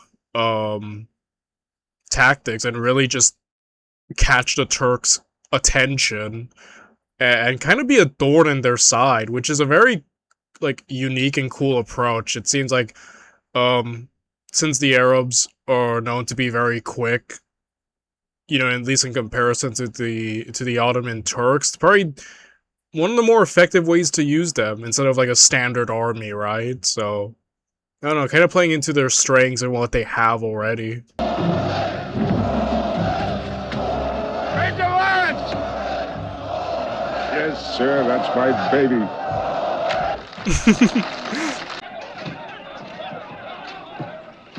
Well, there's another lot you've seen the last of. They'll come back. Not this year, Lawrence. Look, Lawrence, how many men do you think you'll have left? 200? Less. What, in your opinion, do these people hope to gain from this war? They hope to gain their freedom. They're going to get it, Mr. Bentley. I'm going to give it to them. What is it, Major Lawrence, that attracts you personally to the desert? It's clean. It's clean. So what will you do now? What can you do? I'll go north. That's what Allenby wants, isn't it? Allenby wanted the Arab army behind Dera. Then that's where I'll take it. All right, fetch another. Pardon, Lawrence. I put There's it in... plenty of time. Fetch another.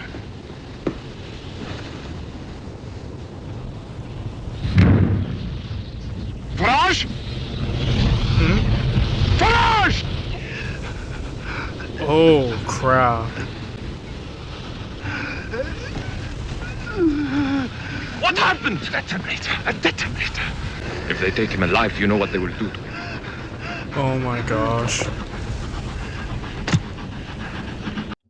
Oh my gosh. Yeah, they don't want any of them to fall. They have to kill their wounded. Oh, that sucks so hard, bro. And I get it, like the killing your wounded so that the Turks don't take them, because the Turks are gonna obey the Geneva Convention. We're gonna like do far worse to him before they get, you know, than just a simple death, right? So if anything, I guess you could view it as like, yeah, a mercy kill, but that's still like such a hard position to be in. Lord, oh my god. Daoud will be angry with you. Salute him for me.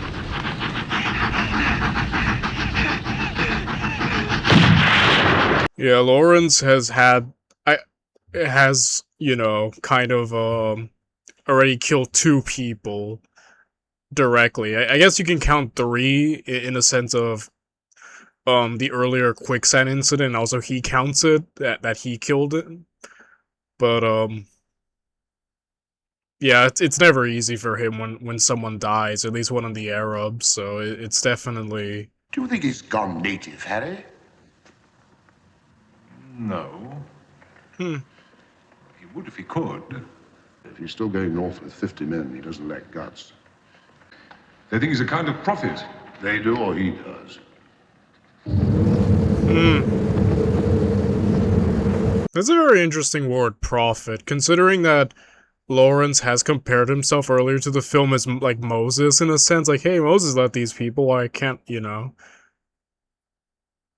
Very interesting. I also like that point. It's like, has he gone native? No, he would if he could, though. Like,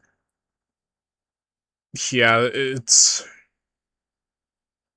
What an interesting guy. Give them something to do that can be done, but you? No, they must move mountains for you. They must walk on water. That's right. That's right.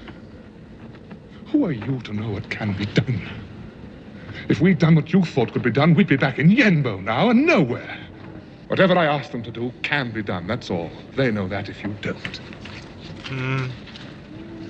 Do you think I'm just anybody, Ali? My friends, who will walk on water with me? Who will come with me into Dera? Dera is garrisoned. Will you take 20 against 2,000?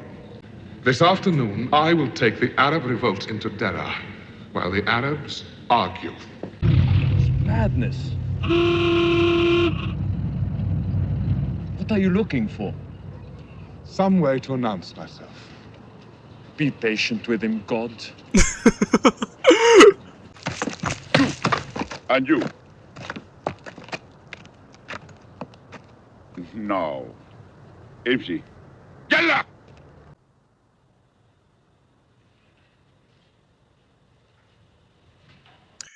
You know, I have to give, if anything, I know that Lawrence is kind of losing control of the situation a bit, mainly because of, like, the Arabs seem to, like, work with him, then disperse after accomplishing whatever they accomplish. So they're definitely not a disciplined, full-time, you know, army in a sense like we would think. So now that he's, like, dwindled down to, like, just a handful of men, it is kind of insane to me that he still went to this garrison city, essentially, you know, like, alone, essentially just him and Sheriff, right? And, like, he's just walking around, and obviously he sticks out like a sore thumb, right, in this Arab city, even though he's dressed, in his new attire. This seems incredibly dangerous. Like I said, this guy has, like a type of suicidal bravery, which I kind of admire, but also, like, it worries me about Lawrence, you know? But this is bad. How's he gonna talk his way out of this? Like, they literally have their eye on him. Like, what's gonna be his story? Especially considering that the English are, like, you know, at war with the Ottoman Turks. Like, this just is not a good look, I think.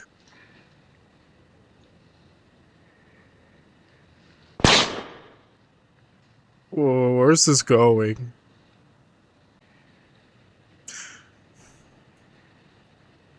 This is making me very uncomfortable, guys. Your skin is very fair.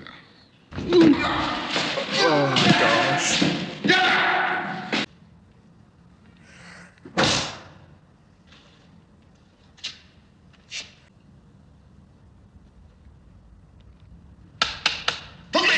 This is... my goodness, holy crap. Holy crap, dude. Okay, they beat the crap out of him. But at least they didn't find out, apparently, or they didn't seem to care about finding out about his actual identity, because that, I was thinking, like, if they knew he was, like, Lawrence, like, who he was, I don't see them just letting him go, right? They would, like, he would have to be, like, a valuable hostage, or, like, prisoner, so I guess, only lucky that they didn't seem to care about that, but still very unlucky to get essentially beaten by them, my goodness. There are also, like, really weird sexual tones in that scene. Oh my gosh, I don't even want to go there, I'm sorry. It's like, oof, but, like, that was very, like, hard to watch, guys. That was a rough one. I'm going, Ali. I've come to the end of myself, I suppose. And I'm going back to Allenby to ask him for a job that any man can do. And these, having led them here, have you no care for them? You lead them. They're yours. Trust your own people. And let me go back to mine. Well, General, I will leave you. Major Lawrence Douglas has reports to make. About my people and their weakness and the need to keep them weak in the British interest. Wow. And the French interest, too, of course. We must not forget the French now. I've told you, sir, no such treaty exists. Yes, General, you have lied most bravely, but not convincingly. I know this treaty does exist. Treaties? You know, that this is, I think we're about to enter a new phase of the film, where Lawrence is gonna see that the promises that the British Empire has made, like these guys in particular, about leaving Arabian interest alone, might not have been true. And I do know, we watched a few World War I videos on here, like after like the Ottoman Empire was carved up in particular, right? And the European forces did not leave the Middle East, like the French had a presence, and I believe like the Turks, the newfound Republic of Turkey actually had to beat them away, especially from Anatolia or something like that. In Arabia after. Yeah, and I can't remember to what degree the British had, but I do think they they stuck around. Wait. Yeah, sorry, I was just re-looking at some old videos we covered. Yeah, the British and European powers leaving still a good presence, you know, in the Middle East after World War I. There's also the Iraqi Revolt of 1920. And so yeah, the British didn't just leave after the war, right? There's definitely, they're gonna continue to have quite the presence. You know, for a bit there, and even have some conflicts continuing even past the Ottomans. So this is definitely interesting, and I'm wondering how Lawrence is gonna approach. Probably, I imagine he's gonna be like a champion, right, of like Arab interest, and continue to probably be like they should just be left there to their own, and probably come in conflict with the rest of the British for that. Mr. Sykes is an English civil servant. Monsieur Picot is a French civil servant. Mr. Sykes and Monsieur Picot met, and they agreed that after the war, France and England should share the Turkish Empire, including Arabia. They signed an agreement, not a treaty, sir. Dang. Yeah, once again, the interest of imperialism it rears its head, right? And again, yeah, this is still around the time. Like, I know that World War I is still very famed for the fall of, like, empires, and rightfully so, between the Ottomans and the, you know, Austrians, and even the German Empire, but, like, still, you know, the Britain and France, still keep going. I think, like, the biggest change in terms of that approach, definitely, at least when it came to British and France, Britain and France, was definitely like it was the Suez Canal crisis or issue, right? Where they tried exerting influence over Egypt, and then just eventually they got put down, or essentially told to back off by America and like many other nations. So it is very interesting to still see the workings of empire even now, and just how, you know, it all goes, you know? You may not have known, but you certainly had suspicions. If we've told lies, you've told half-lies. And a man who tells lies, like me, merely hides the truth. But a man who tells half-lies has forgotten where he put it. Holy crap. The 16th. Can you do it? I'll give you a lot of money. Artillery. I can't. They won't be coming for money, not the best of them. They'll be coming for Damascus, which I'm going to give them. We'll get there before you do. And when we've got it, we'll keep it. You can tell the politicians to burn their bit of paper now. Fair enough. The best of them won't come for money. They'll come for me. Wow. What did that Turkish general do to him in Dara? He was the same man after Dara. What did the English general do to him in Jerusalem? Search me. Ask Orange. I did. What'd he say? He laughed. He told me to gather the Harith here. He offered me money. Did you take it? No. Many did. Wow. What is this? This is my bodyguard. But these are murderers. You know the sheikhs will hang these men. These men are mine. You have bought these things. I bought half the men here, Ali. That is different. These are not ordinary men. I don't want ordinary men.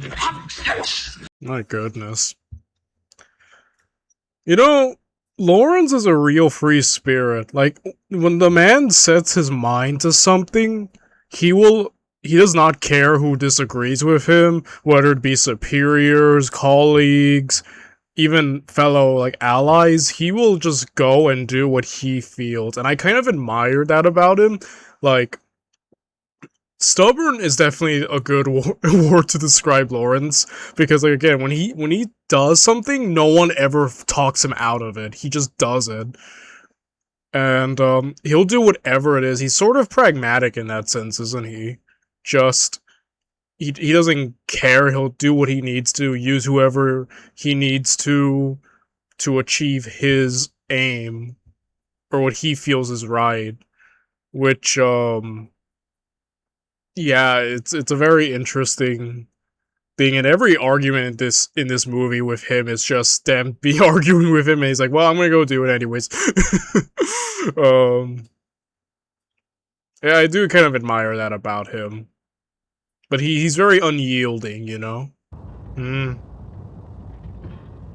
Oh my goodness, holy crap.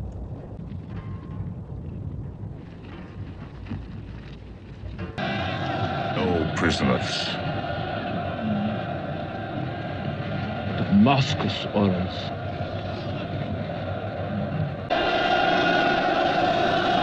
No prisoners!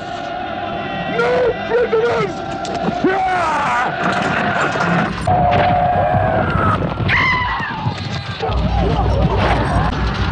Yeah, just gonna slaughter them all, huh?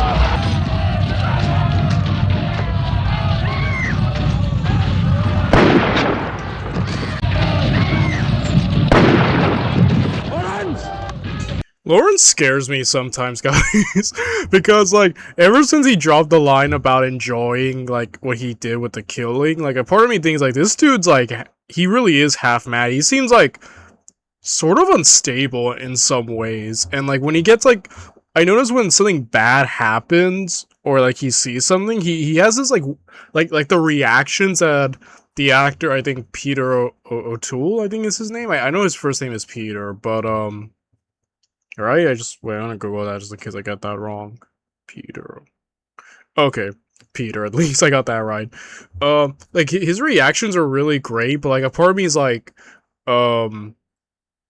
dude, he manages, like, to convey Lawrence, like, Lawrence always seems like when something bad happens, he witnesses death, or, like, you know, like death or injustice against the Arabs in particular. Like, he always seems like he's, like, on the verge of, like, snapping. Like, I feel like he's been on the edge his entire movie, and that this is, like, so far probably the most he's finally gone, like, you know, sort of overboard, as we're just witnessing, just kill that guy. And a part of me is like, he definitely pushed by, like, outrage, but also, like some of his reactions, like, dude is, like, probably enjoying what he's doing, slaughtering the Turks. It's like, I thought, like, at first in the beginning, I thought it was definitely very much, like, you know, he valued life as a whole, but, like, now I'm getting a very different vibe, you know? Like, he definitely values life, but, like, in particular, like, the Arab life more than any other, and very indifferent towards the Turks, which he does see as the clear enemy, so, I don't know, but, like, he kind of scares me a little, because he just seems like he's snapping. Like, the entire movie, he seems like he's been on the edge of just, like, what I would call earlier, like, a nervous breakdown, or just, like, losing his crap, and then, now it seems like he's kind of, like, over the edge at the moment. It's now he's, like, retaliating by slaughtering these Turks, and personally, like, that one guy who surrendered and he still shot him anyways, or had his hands up in surrender. Is that a rule in war?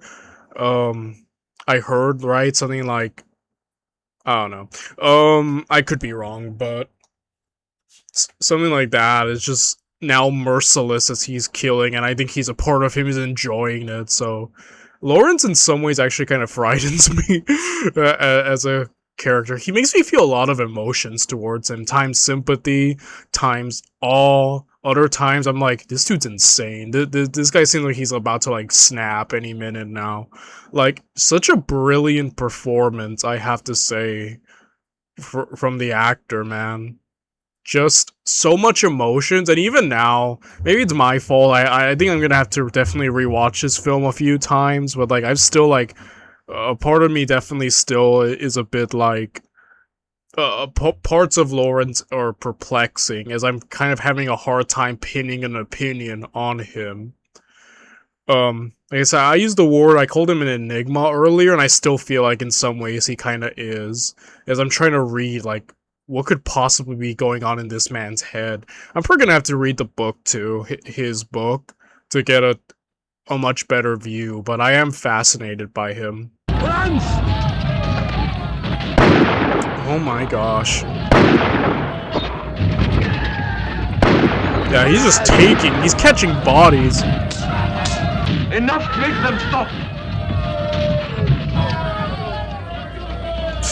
He's off the deep end, holy crap. I think even Ali sees it like, holy crap, Lawrence. Probably the most we've seen Lawrence openly violent, you know? Like I say, he's terrifying. Like, guy's unhinged, you know? Oh my gosh, he looks psycho. He looks crazy. Oh my gosh. Jesus wept. Does it surprise you, Mr. Bentley? Surely you know the Arabs are a barbarous people. Barbarous and cruel. Who but they? Who but they? My goodness. Oh, you rotten man. Here, let me take your rotten, bloody picture. For the rotten, bloody newspapers. When? A day and a night, sir. They've been here a day and a night. They've occupied the town, sir. They've done it. He set up his own headquarters in the town hall. He did it. They call themselves the Arab National Council. And they're in the town hall.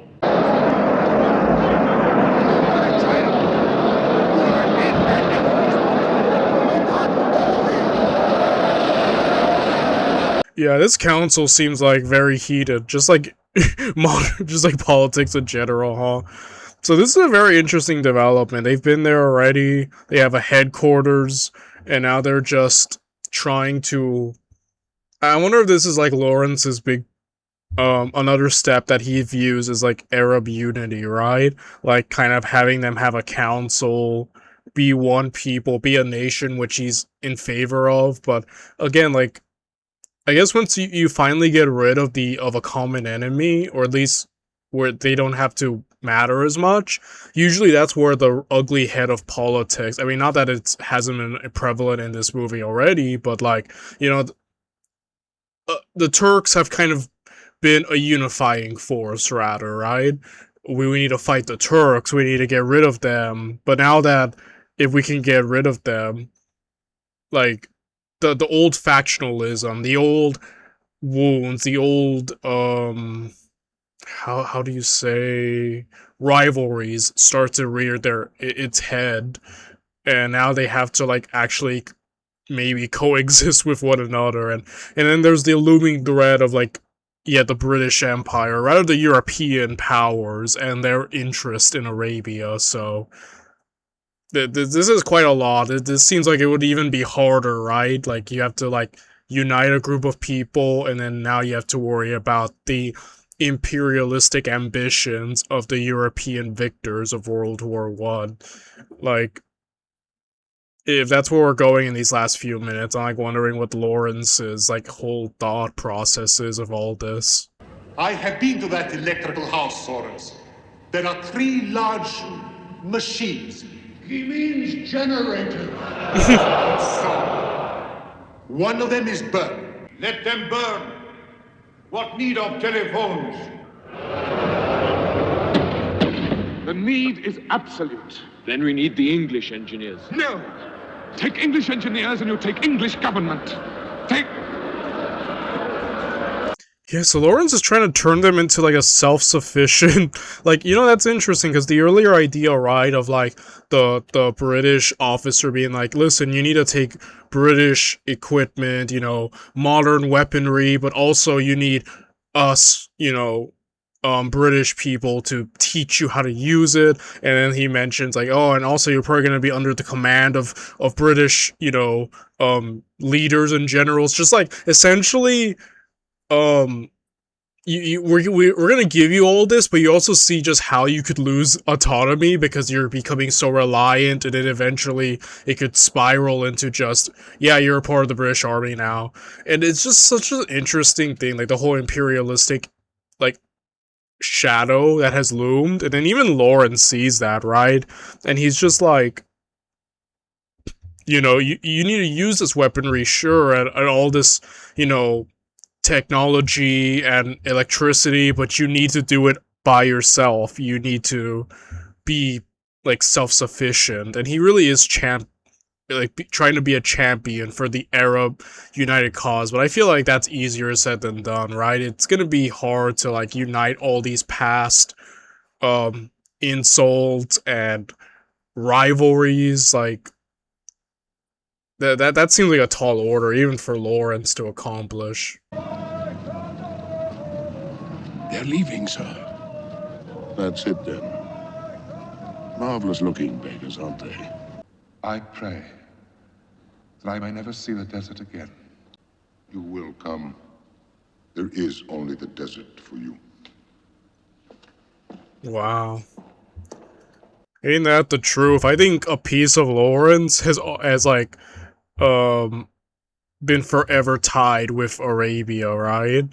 And the desert. Like, it's almost like, again, if he weren't English, he'd be Arab, you know what I mean?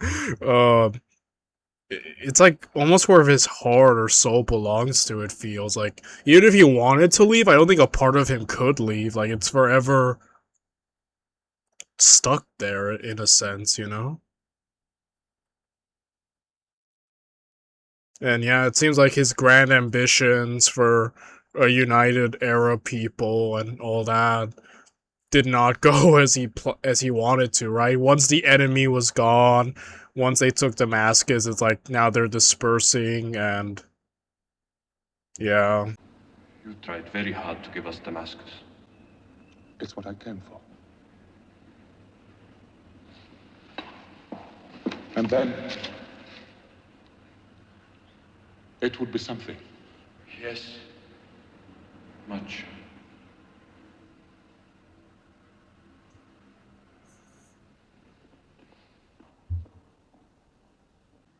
My friend Orens, if I may call him that, he longs for the greenness of his native land. He pines for the Gothic cottages of Surrey, is it not?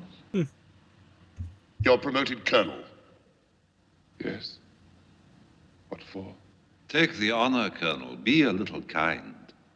As a colonel, you'll have a cabin to yourself on the boat home. Then, thank you. Young men make wars, and the virtues of war are the virtues of young men.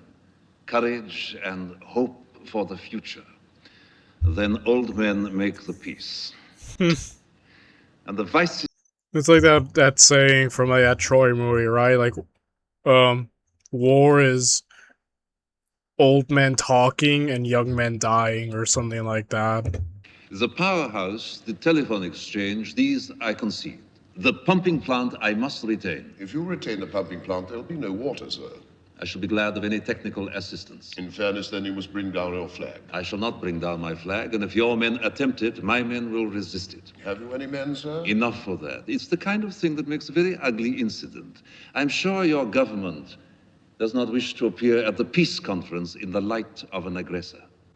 It is widely known the Arab Council took power in my name. They have no power, sir. It's illusory. Illusions can be very powerful, particularly when they take this form. The world is delighted at the picture of Damascus liberated by the Arab army. Led, may I remind you, sir, by a British serving officer. Ah, yes.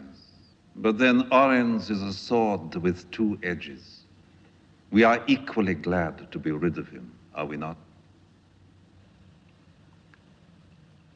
I thought I was a hard man, sir. You are merely a general. I must be a king. Wow. Yeah, the Prince is an interesting guy. He never like he always saw the reality, it seems, with the British you know, ambitions, and he even like negotiates with them in a very shrewd but direct manner. Like, he definitely saw and was never fooled by like that, which makes him definitely a very interesting character, you know?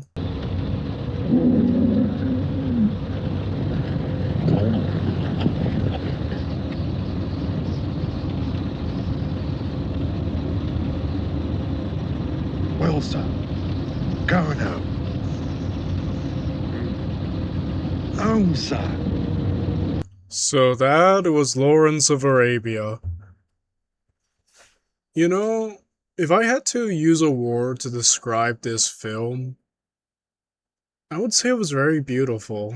I think, you know, coming into this very blind of Lawrence, the man, and of this theater, this front of World War One, it was very, like, new to me, and very much something that kept me on my toes, and I feel like I'm gonna have to rewatch this movie, guys. I feel like there's a lot that I didn't fully grasp on my first watch, and but the experience was great. It had everything. It was an epic in every sense of the word. Like, the scale, the shots, the acting. This movie was like 4 hours long, and honestly, I enjoyed every minute. I was captivated by this experience, and the main thing is the man Lawrence himself. Like, props to all the actors, all the people, but you know, Peter O'Toole, I hope I'm not mispronouncing his name. If I am, I apologize, but especially the Tool part, like, I'm not sure that's how it's supposed to be said, but I apologize, but you know, his performance was amazing, and by the end of all of it, just the journey of Lawrence, the way he had so many traits, you know, stubbornness, like, independent, very what's the other words I'm looking for? He's very much an enigma to me, and there are times I didn't fully grasp him or what was going on in his head, and just seeing him go, you know, at times very, you know, very, like I said, like, words such as stubborn. He had a good amount of traits that made him such a complex person. Stubborn yet independent, frightening at times when he would get like angry or like sullen and kind of like distant, but yet very charismatic, and he could be such a brave yet reckless man. Like there's a lot of like duality with him, very much a double-edged sword of an individual, but ultimately I think the ultimate way I would describe him is free, or like a free spirit, in that at the end he did what he felt was right and he acted on his convictions, and I think that is admirable. I think there's a lot to admire but also question about the man. He's so human, I think, from everyone we've seen. And his story is like the ending of this movie is very bittersweet, I think. Is that I think he did, you know, a lot to try to unify the Arabs, yet it didn't pan out the way he expected at the end, you know? Like, they didn't unite, they didn't run Damascus without support. At the end, he's leaving definitely change, and in some aspects, probably not for the best, especially what happened with the Ottoman Turks and the torture and the way that changed him, where that was kind of the pushing point for him. And definitely in some aspects pushed him to more violence, which he did at least seem to have a bit of an adhesion to at the opening. So in some ways he definitely got worse, but I think overall his main convictions, he stayed true to them, you know? And again, just like at times I just couldn't read him. At times he was very inspiring, charismatic, funny, and other times he would like, this man's like on the verge of breaking, and we kind of did see that when he slaughtered the Turks as revenge for not only, I doubt, what they did to him, that created a type of resentment, but also probably also seeing their brutality as well. And like I said, he's tragic in some ways, and his ultimate goal, bittersweet ending, that he didn't achieve what he wanted, but like he did plant seeds, like with him and Ali, kind of inspiring him to a degree to almost want almost like not Turkish, Arabian independence. And even the prince has some leverage over the British, right, with negotiating there.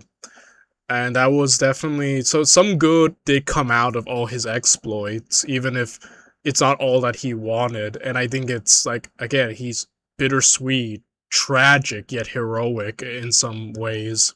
And even his ending there with Ali, it really is just a movie that makes me think a lot. Like I said, I'm gonna have to rewatch this, guys. This is definitely something that I need to look at probably a few times to fully grasp much more complexities. I feel like this is a movie that can't just be done in one, so I want to apologize for all. I think I read a lot of things wrong, and I definitely am disappointed in myself, but I think this is also good because it's gonna make me want to look at this again, and with different, now that I have a more like insight into Lawrence, definitely looking at his earlier actions, his later ones, and trying to piece together this man who definitely is someone that I can't just pin down fully, but seeing all these aspects, like I said, he's just so human to me. Like, he has so much of both good and bad, I think. And he's just fascinating. He's captivating. He's so interesting. And, like, everything about him. Almost like a dreamer in a sense. And, like, he has a very idealistic way of seeing things, but and it does work out in helping him play and achieve and do what he does, but also it also does hamper his dream, the reality of certain things, like British imperial, or rather just European imperialism, the reality of the politics that he seems to want to avoid, but that he can't because that's a part of the world of the United Tribes. Like, he's definitely a dreamer, I think, and idealistic in his views, but a lot of the realities of the world clash and he can't fully overcome them, and he seems to kind of isolate himself as a result of of when things go bad. And that's very relatable because I'm the same way. Like, when things don't go my way, I tend to just kind of isolate and stuff. And even like, there are just so much aspects to his character, and his character is just so fascinating. That's what makes this film such a big part, a big experience to have witnessed, and such a pleasure, And then he goes on to essentially get, die in an accident. Definitely does have that recklessness to him that never went away until the end of his days. So again, this movie was beautiful, not only in terms of the characters and the story it tells, which happen in real life, which is amazing. But also just the look. I think the movie just looks so beautiful. Like, all the shots. It made me, like, look at the desert for the first time in my life. Like, you know, it is beautiful. Because, again, I don't really... The image of the desert I have is not beautiful. You know? It's, like, hot. It's... why would you want to be there? And I'm saying this from living in a very hot place myself, right? California it's hot here, even right now as I speak, it is hot, and like, but you know, this movie was very beautiful. I think it's the most beautiful looking movie I've ever seen. In terms of like the landscape and everything that it captured. Overall, like, I guess if I had to like grade this movie, I like using letter grades. I'd give it an A, bro. I think it was definitely grand, and I was like, oh, it's like 4 hours. Why is this movie 4 hours going into this? And that's mainly just because I'm like, I know I'm gonna have to edit this down. Like, when the footage is done, due to my constant yapping, it's gonna be like 6 hours of footage altogether, mate. But like, again, these 4 hours definitely flew by, and it made me really enjoy, and I'm gonna do it again, obviously off camera and whatnot, to really learn more, but it was really amazing. Like I said, this movie's a solid A. In fact, I might even go a step further and just say A+.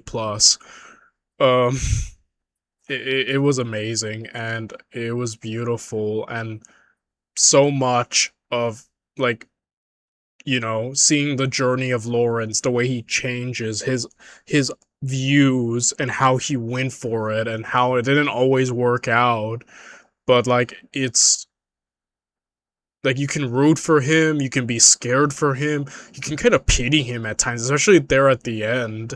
You can be frustrated with him. Just an amazing performance, an amazing person, you know? Like, so much I feel like you could talk about just him as a person and like have a lot of discussion about it. So overall, that was amazing. That was a great experience. That was beautiful. A+ on my book. And now I'm gonna get to work editing this because this is the longest movie I've ever watched. The next movie or show reaction next month, it's gonna have to be shorter, cause bro, I need a break from 3 to 4 hour long movies. But I'm glad that I did this. I'm happy I did this. And this was something on my bucket list, of my list of movie reactions to do.